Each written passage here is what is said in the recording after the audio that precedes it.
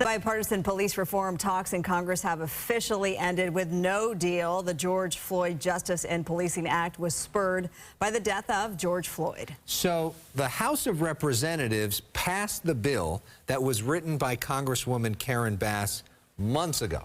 It then went to the Senator Cory Booker, a Democrat, Republican Tim Scott, Republican, tried to hammer out an agreement with Congresswoman Bass and have everybody get together for, a kumbaya moment.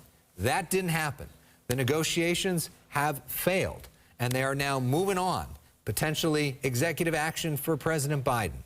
Let's bring in Congresswoman Karen Bass back on the show. Good to see you, Congresswoman. Thank you. Thank you. Good to be with you. We have literally been talking to you through every step of this process, including shortly after the time when George Floyd was killed. And you've been very clear that the House did its work. But what happened in the Senate? What was the big breakdown over? Because when we've talked before, there were a lot of times where you sounded very optimistic. What was the main sticking point? Well, you know what? Unfortunately, there wasn't a main sticking point. Let me be very clear. It was not overqualified immunity. It really wasn't. I think the biggest problem was Senator Booker just couldn't get Senator Scott to yes.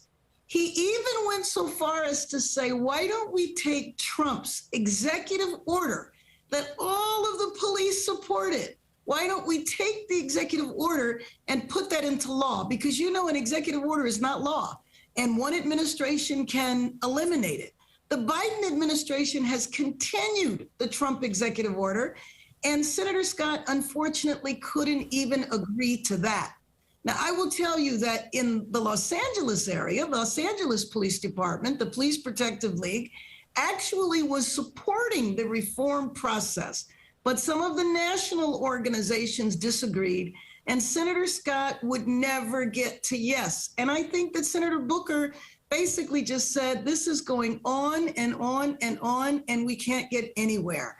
So Senator Booker and I are calling on the administration to act, to call for a new executive order, to use the power of the administration to move the needle, because we couldn't get the Senate to move. And thank you for acknowledging the House did its job.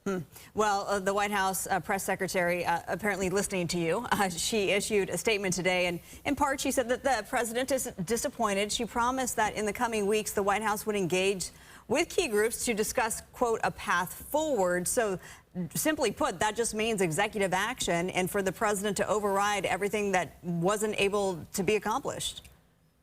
Right. And actually, again, when Trump did his executive order, it was at the height of the movement to reform.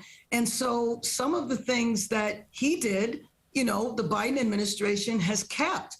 But chokeholds, banning chokeholds, no-knock warrants, accreditation, so that we raise the standard of policing. You always hear me say we have tens of thousands of police departments and tens of thousands of different ways for policing to take place in the United States. Transparency, accountability. We want to stop seeing people die at the hands of the police. One of the things that we were adding into the bill this time that unfortunately we didn't get to was hundreds of millions of dollars to Health and Human Services for mental health responders. So there would be co-responders because, a number of people who die at the hands of police are actually experiencing a mental health crisis. So we weren't even able to get to that. It's a sad day. So how much of that can get done via executive action? What are we looking at happening now? Well, first of all, the administration has already moved. I think a couple of weeks ago, they got frustrated with us. And so they issued new guidelines to the Department of Justice on the federal level to address chokeholds, to address no-knock warrants. So there's more that the federal government can do. But once again, you can put it in place and a new administration can remove it. Right. We hope that does not happen. Let me ask a bigger follow-up question just about the concept of bipartisanship, because you came on here several times, talked about Senator Scott, said he was negotiating in good faith, felt like you were building a relationship on trust. Right. Is bipartisanship dead? Is it possible to actually do a bipartisan bill right now? Is there an incentive structure for Republicans to work with Democrats? Well, I think it is. It depends on the issue. I frankly, in all honesty, believe that it took too long and that momentum actually reversed. You know that crime goes in cycles. Crime dips, crime increases. And once people started coming outside when we thought we were getting past the pandemic, that's when you saw an increase in crime. And I think that in the last election, my Republican colleagues brilliantly waged a campaign all around the country, accusing Democrats of supporting defunding the police and saying that essentially the reason why crime was ticking up was because of police reform. We were tying the hands of police, we were demoralizing police, and that's why crime was ticking up. And when that momentum took hold, again, it didn't necessarily so much in our state, but in other states it did.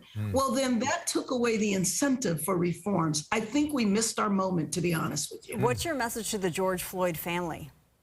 Oh, my message to the George Floyd family is please accept my apologies. I do have to tell you that if the senators had moved forward with the level of compromising that they had talked about, we would not have put George Floyd's name on the bill because it was nothing, it was going to be nothing like the bill that passed out of the House. And I don't think that it would have afforded the respect that we thought the family deserved. Wow, a lot of candor there from you, Congresswoman. Let's talk about another issue, because when people see you, they're going to be expecting us to ask about this.